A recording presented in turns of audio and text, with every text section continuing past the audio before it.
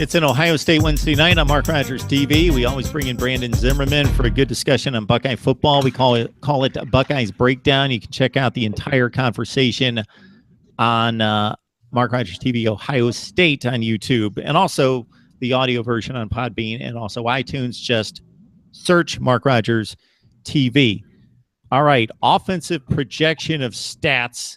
This should be pretty fascinating. Would love to hear what you have for the breakdown. I'm guessing, Brandon, that we've got a pretty good feel for what JT Barrett can do. And even at the running back position, once you get to wide receiver, boy, that's up for debate. So take it away. Yep.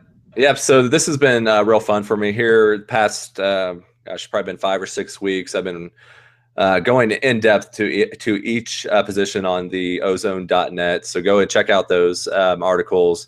Not only stats, but I talk about the depth chart. I talk about the players that are there.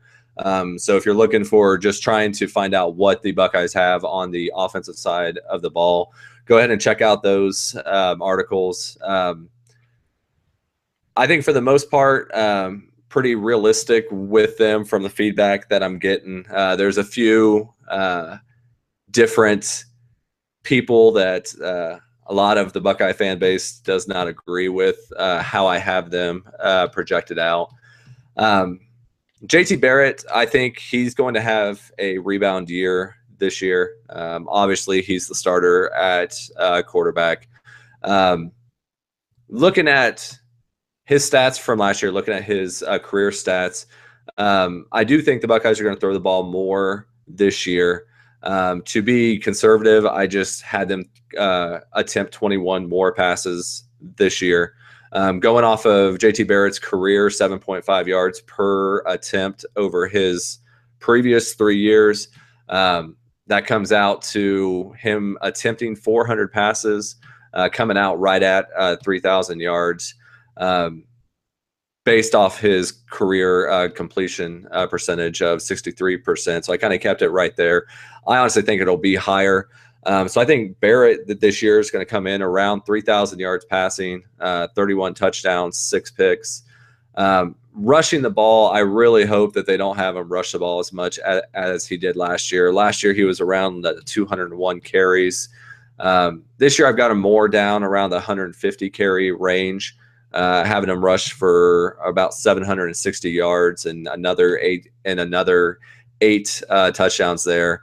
Ideally, I really wish he was only carrying the ball about 100 times and letting McCall and Weber get those. But I think taking 50 carries away from him, I think anything more than that is just kind of hoping. Urban Meyer's kind of shown that he trusts JT Barrett in certain situation. So I think he'll come in right around the 150 carry mark.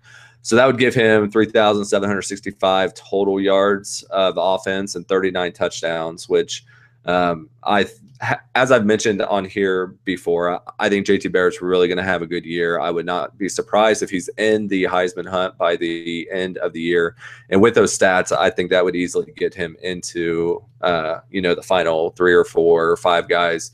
As long as the Buckeyes can hold up their end and kind of the win-loss record is decent, because as we all know, that plays a big part in the Heisman and how the win-loss record goes.